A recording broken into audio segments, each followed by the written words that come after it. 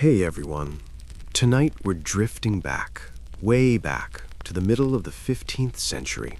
A single night watch on a wooden ship, somewhere on a dark, indifferent sea. The ship itself rocks gently beneath us. Not dramatically, just enough to remind everyone aboard that the ocean is in charge here, and always has been. Above, the sails are half lowered, and somewhere on deck a single man stands watch. We don't know his name.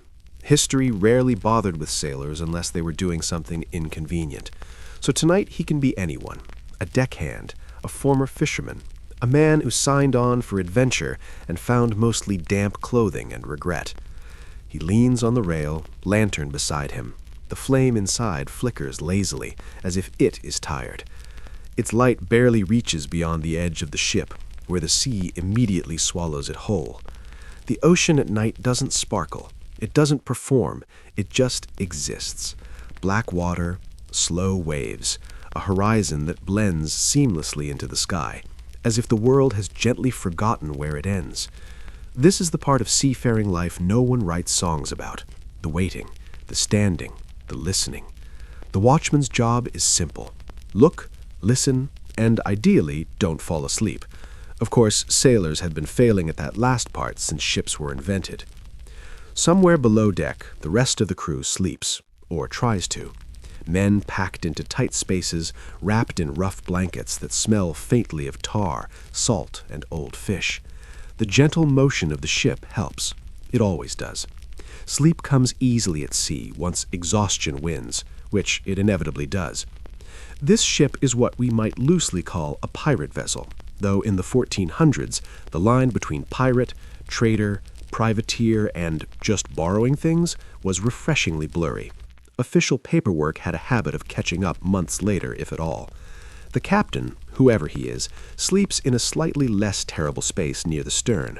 A narrow cabin, a small chest, a table bolted to the floor so it doesn't wander off during storms. He likely believes he's in control of this floating world. Naturally, he is not. No one ever is. The night watchman shifts his weight. The boards are cool under his boots, damp with sea mist. Somewhere water drips rhythmically into the bilge below, a sound sailors learn to ignore unless it gets ambitious. He listens. Wind, waves, wood.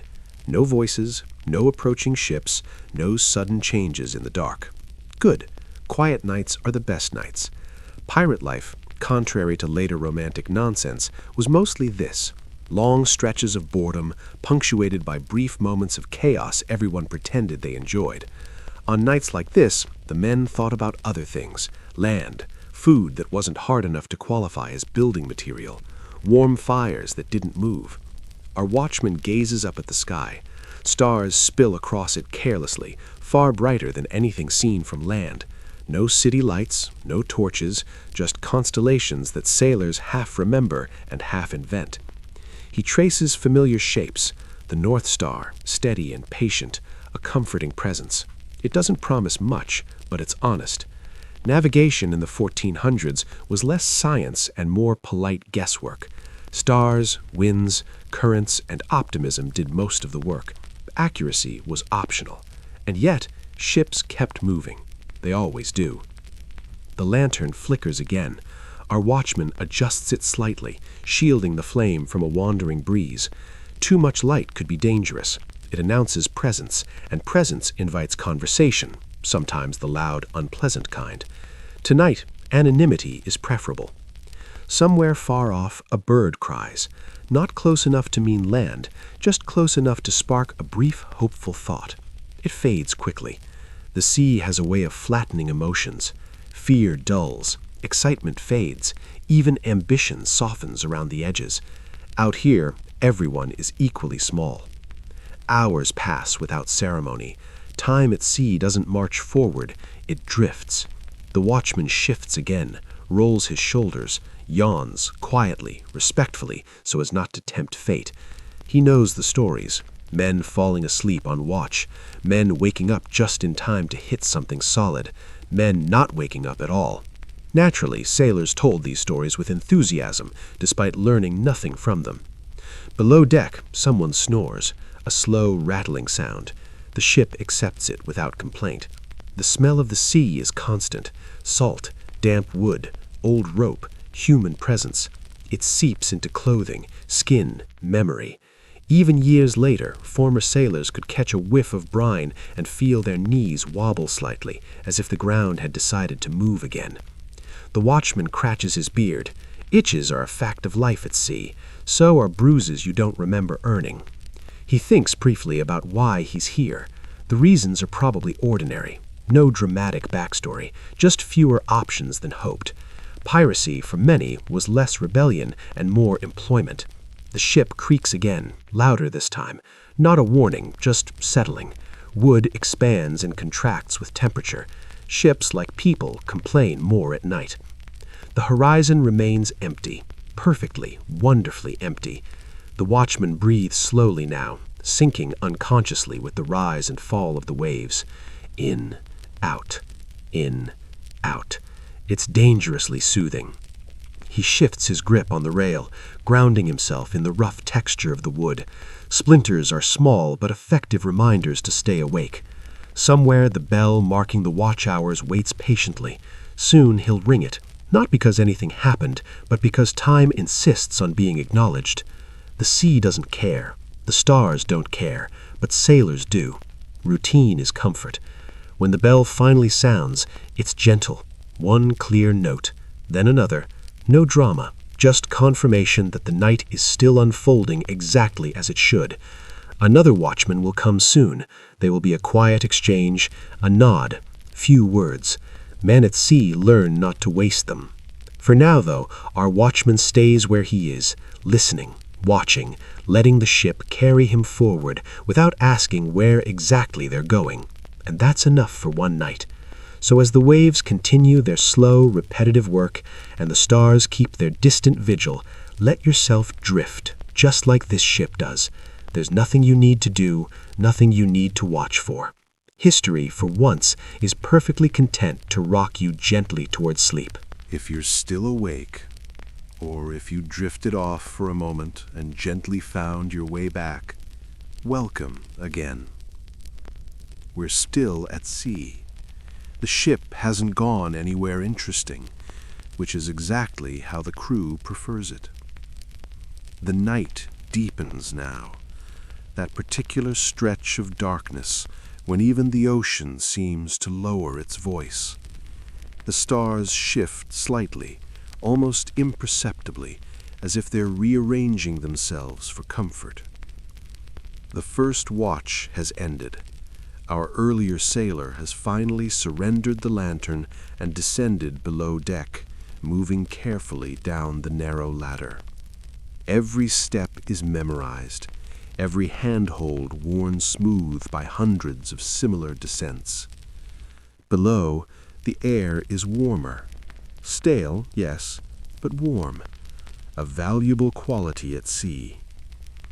He folds himself into his sleeping place with practiced efficiency. No ceremony, no pillow worth mentioning, just wood, rope, and fatigue doing what they do best. Above deck, another man takes his place. This one is older, not dramatically so, just old enough to have stopped expecting things to improve.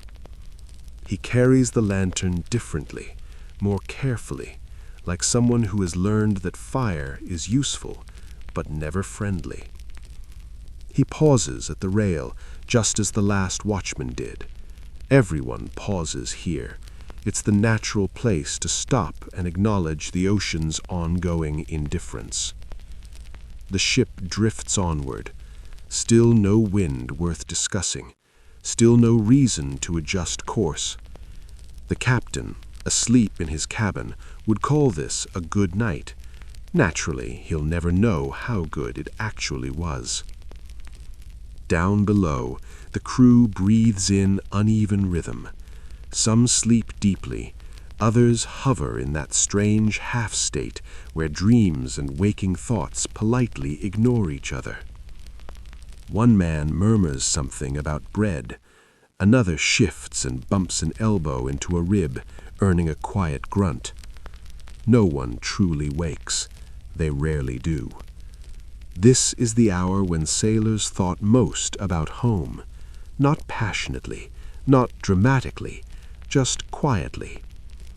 A field left behind, a narrow street, a fire that didn't move underfoot. Memory softens with distance, edges blur, details improve themselves without permission. The watchman above deck stares at the horizon again. Same darkness, same line where water and sky agree not to compete.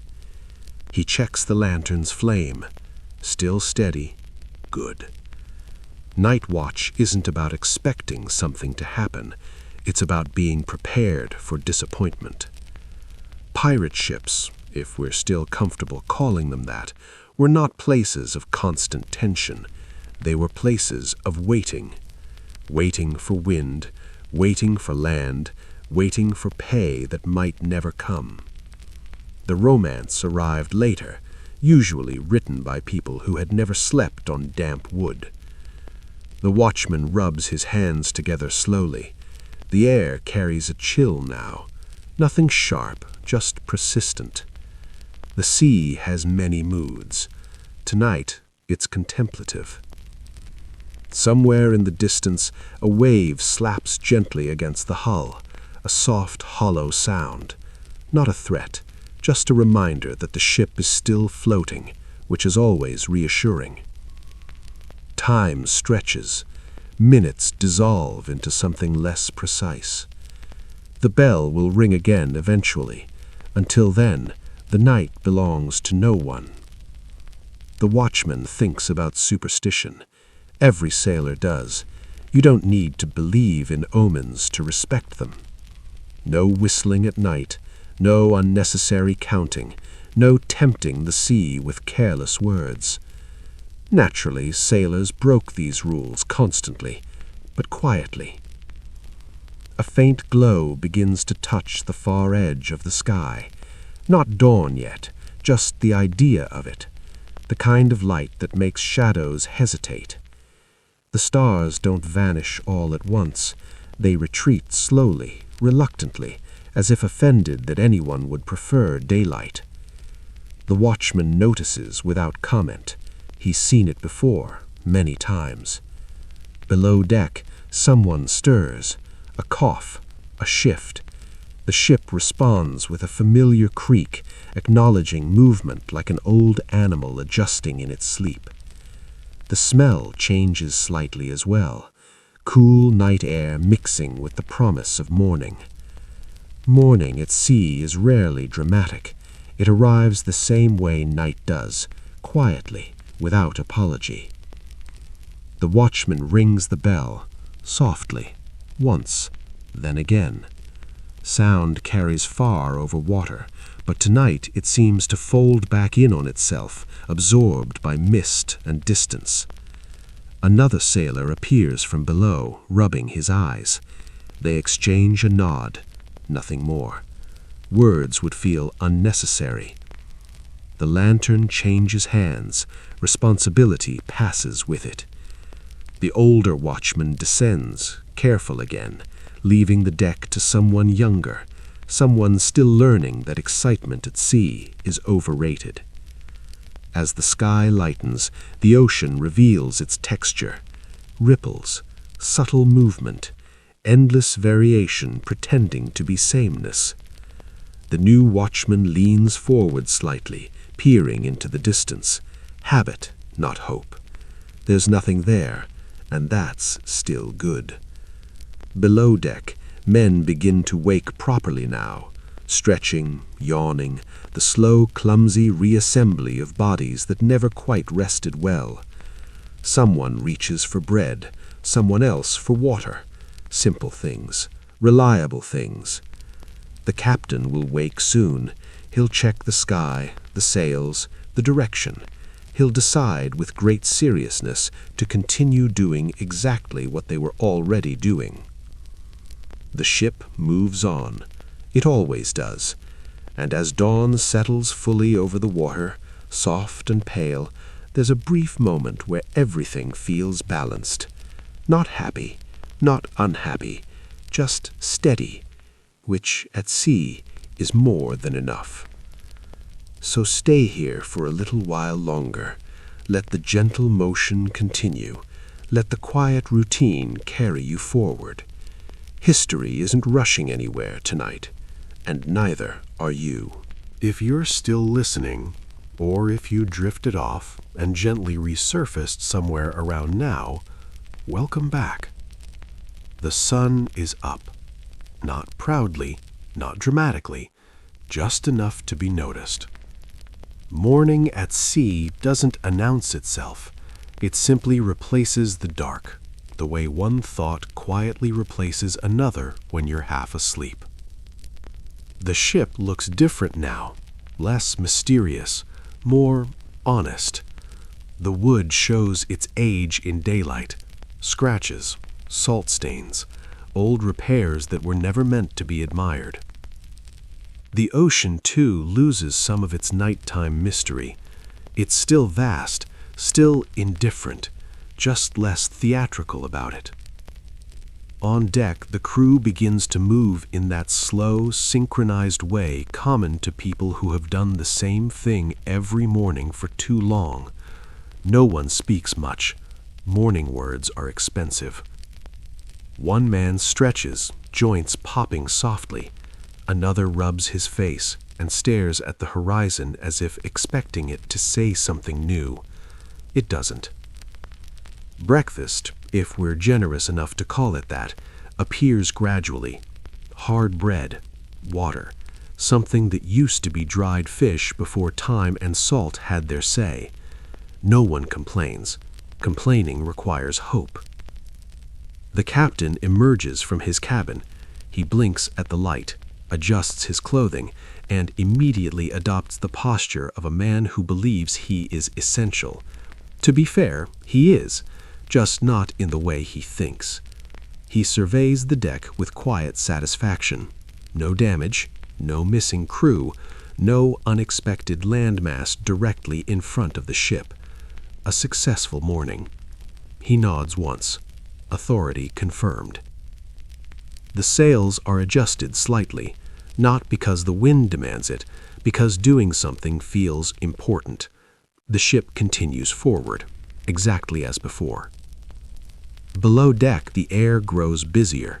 Men fold blankets, secure personal items that have nowhere else to go. Life at sea is a constant negotiation with gravity. Someone hums softly, not a song anyone recognizes, just a sound filling space. Music at sea was rarely for entertainment.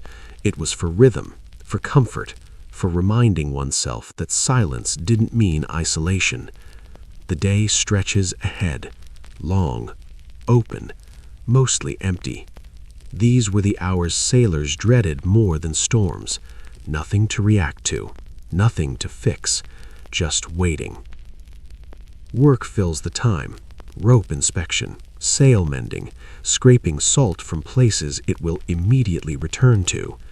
Tasks repeat endlessly. The ocean approves of repetition. Our earlier watchmen blend back into the crew. No distinction, no praise. At sea, doing your job meant not being noticed. The highest compliment was being ignored. The sun climbs slowly. Its warmth is welcome, but cautious. Too much sun brought its own problems. Skin burned, eyes squinting, tempers fraying. Moderation, as always, would have been ideal. Naturally, it was rarely achieved. A seabird appears briefly, circles once, then disappears without explanation. The crew watches it longer than necessary. Hope has very little to feed on out here. The captain checks his instruments, such as they are. A compass that mostly points north, charts that are more suggestion than fact. He squints thoughtfully. This is the squint of leadership, the kind that implies deep calculation even when none is happening. He announces nothing, which is wise. Time passes again, softly, unimpressively. Men trade places at tasks without comment. Everyone knows what needs doing. Everyone knows it will need doing again tomorrow. The ship creaks. The sea responds. They have an understanding. By midday, the light flattens everything. The ocean becomes a sheet of dull blue-gray. The sky mirrors it without enthusiasm. This is the hour when boredom settles fully into the bones. Someone tells a story, quietly, not for attention, just to mark time. It's a familiar story. They all know the ending. No one interrupts. Another man sharpens a tool that doesn't truly need sharpening. The sound is oddly soothing, rhythmic, predictable. Pirate life, again loosely defined, was built on moments like this, not daring escapes, not sudden riches, but hours upon hours of sameness. And yet these were the moments remembered most clearly, years later, on land, when the ground stayed still beneath their feet, and something felt off. The ocean teaches people strange lessons, mostly about patience, mostly unasked for. The sun begins its slow descent long before anyone expects it. Shadows lengthen almost imperceptibly. Another watch rotation approaches. The bell will ring. It always does.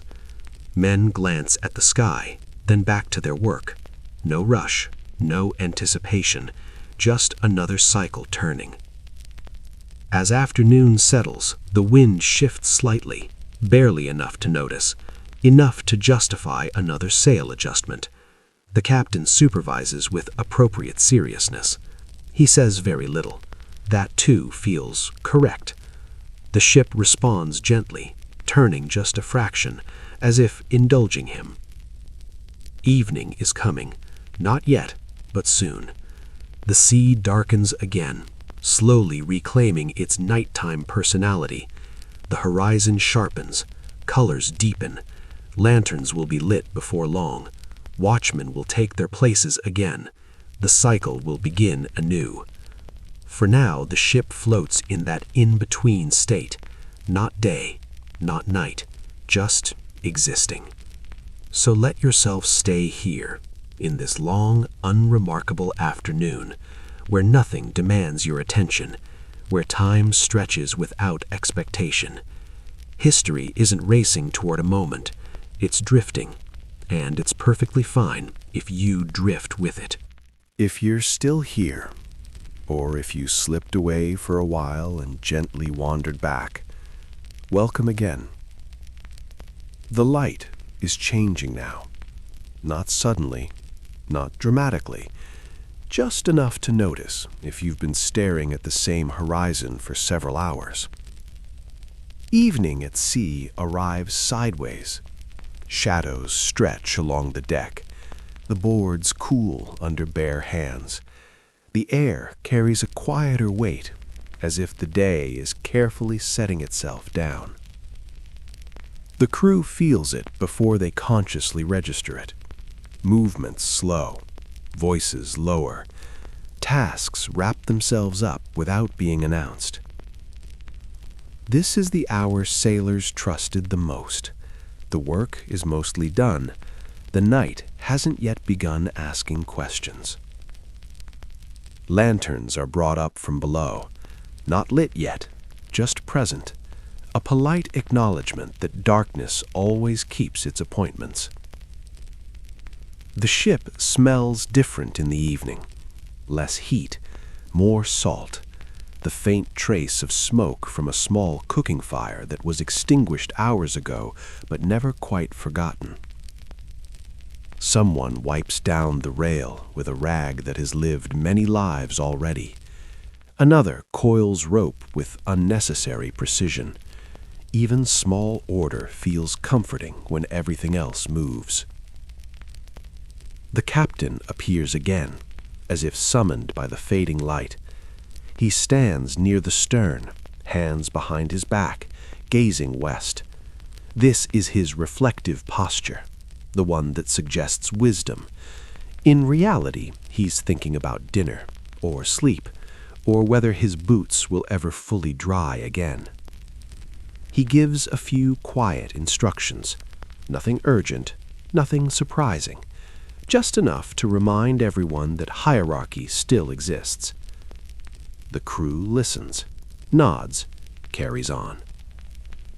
The ocean darkens another shade, blue giving way to gray, gray to something deeper and less nameable. The sky mirrors it with soft clouds that don't threaten anything. They just pass, like most things out here. As the sun lowers, the temperature follows. Not enough to be uncomfortable, just enough to be noticed. Jackets are pulled closer, sleeves adjusted, small negotiations with the air. Below deck, a few men settle in early. Evening is the closest thing to leisure most sailors ever got. Someone chews slowly on a final piece of bread. Another stares at a wooden charm tied to his belt. It doesn't do anything, but neither does worrying. Superstitions thicken at dusk, not loudly, just quietly remembered. Don't turn your back on the sea. Don't joke about storms. Don't name certain things out loud. Naturally, these rules were learned the hard way, and naturally, they were broken again and again. On deck, the first lantern is lit.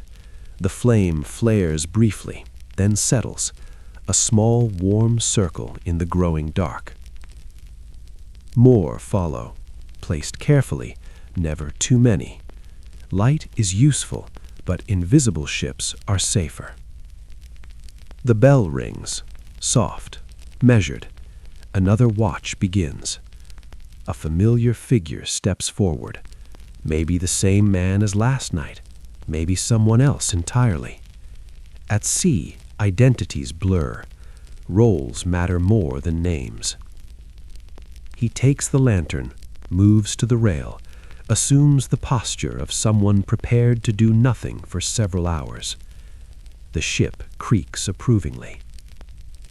Night gathers itself around the hull, not aggressively, just thoroughly. The horizon disappears again. Stars begin their patient return. One by one, unhurried, unconcerned. The watchman exhales slowly, the sound lost immediately to wind and water. He listens, always listening. Below deck, conversation fades. Sleep spreads unevenly. Men settle into positions that will be uncomfortable soon enough, but acceptable for now. Someone coughs. Someone sighs. Someone laughs quietly at a thought that didn't make it to words. The ship moves on. It always does. This is the moment when day finally lets go, when nothing is expected, when nothing is demanded. Just watchfulness, just time. So stay here, if you like, with the lantern glow, with the steady rise and fall beneath you. The sea isn't in a hurry tonight, and there's no reason you should be either. If you're still with me, or if you drifted off somewhere around the last lantern being lit and are now gently resurfacing, welcome back. We're firmly in the middle of the night now, not the beginning, not the end. The long, quiet center where time seems to forget it's supposed to move. The ship is darker than before. Lantern light pools softly on the deck, never quite reaching the edges. Beyond that, the sea resumes its preferred state of invisibility. The watchman stands where all watchmen stand, near the rail, close enough to feel the ocean breathing. The lantern sways slightly with the ship's motion, not enough to worry him, just enough to be hypnotic if he lets it. He doesn't. This is the hour sailors respected the most. The sea feels older now, more settled, as if it has finally gotten comfortable and would rather not be disturbed. Sounds change at night. Daytime noises fade. What remains is simpler. Water sliding along the hull, rope shifting gently against wood, the low, constant conversation between ship and ocean. Every sailor learns these sounds, learns what they mean, and more importantly, what they don't. Tonight, they mean nothing at all, which is the best meaning possible. Below deck, sleep deepens, breathing slows, dreams wander without supervision. Some men dream of land, others of water, a few of nothing in particular. The watchman adjusts his stance, shifts his weight from one foot to the other, stays awake by changing position just often enough to keep his body from forgetting where it is. He scans the horizon, left to right, right to left. Nothing answers back. The stars overhead feel closer at this hour, not brighter, just nearer. Constellations drift across the sky in slow agreement with the ship's motion. Familiar shapes appear, then quietly lose themselves again. Navigation at night relies on memory more than measurement. You remember where you were pointing. You trust you haven't drifted too far. You hope the sea is in a cooperative mood. Tonight, it is. The watchman scratches at an itch that may or may not exist. Night has a way of inventing small discomforts. They help keep you awake. Somewhere in the distance, something splashes. Not close, not urgent. A fish, perhaps, or nothing at all. He listens longer than necessary, then relaxes again. Pirate ships, if we continue to use that word generously, were not lawless chaos at every hour. They were structured, routine-bound, almost dull. Rules existed, punishments existed, authority existed. Romance would arrive centuries later, embroidered heavily over the top. The watchman thinks briefly about his next meal. This is normal. Food occupies a great deal of mental space at sea. He imagines bread that bends, water that tastes like nothing, a fire that stays where it's built. The ocean offers none of these things. It offers motion instead. The ship rolls slightly, then settles. A reminder, a reassurance. The bell waits, always waiting. When it finally rings, the sound feels softer than before, as if the night has patted it carefully before letting it travel. One strike, then another. Time acknowledged, nothing changed.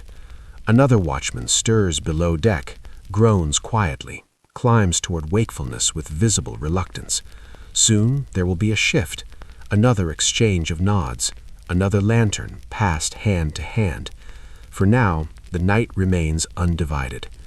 The watchman leans forward slightly, resting his forearms on the rail. The wood is cool, comfortingly solid. He watches the water slide past, endless, patient. The sea has no memory of yesterday's ships, no anticipation of tomorrow's ships. It simply continues. This is the hour when thoughts grow less sharp, edges blur, ideas lose their urgency. That's fine. Urgency has no place here. If your own thoughts are slowing now, if they're beginning to drift in gentle, unconnected directions, you're doing this correctly. The ship doesn't mind, the sea doesn't notice, and the night stretches on, smooth and untroubled, carrying everyone, crew, cargo, and quiet thoughts alike, forward without asking for permission. If you're still listening, or if you've been drifting in and out, letting the words blur at the edges, that's exactly where you should be. We're in the part of the night sailors rarely named, too late to feel productive, too early to feel hopeful. The ship moves as if it has memorized this darkness. Each gentle roll feels practiced, deliberate, almost careful. The watch has changed again. It always does, even when it feels like time has stalled completely. A new figure stands on deck now, younger perhaps, not inexperienced, just not yet resigned. He grips the lantern with both hands, holding it steady against the soft sway. The flame inside flickers, then calms. It seems to understand what's expected of it. The sea has gone quieter, not still, just restrained. Waves no longer announce themselves. They arrive, touch the hull, and leave without comment. Sailors noticed this kind of quiet. They didn't trust it, but they appreciated it. Below deck, the air is thick with sleep, the kind of sleep that doesn't involve much dreaming, just rest, heavy and deep. Someone turns over. Wood creaks in response. The ship adjusts without complaint. The watchman looks up at the sky again. Stars are everywhere now, so many that it feels excessive. No wonder people once thought the heavens were crowded with gods. Someone had to be responsible for all this. He traces a constellation he half remembers. The shape is wrong. It always is. Accuracy matters less than familiarity. The sea smells colder now, sharper. Night air has a way of doing that. The watchman pulls his coat tighter, not because he's truly cold, because small rituals make long hours manageable. This is the time when sailors listened hardest, not for ships, not for danger, but for changes, a different creak, a new rhythm, anything that breaks the pattern. Tonight, nothing does. The ship feels suspended, as if the world has paused just long enough for everyone to breathe more slowly.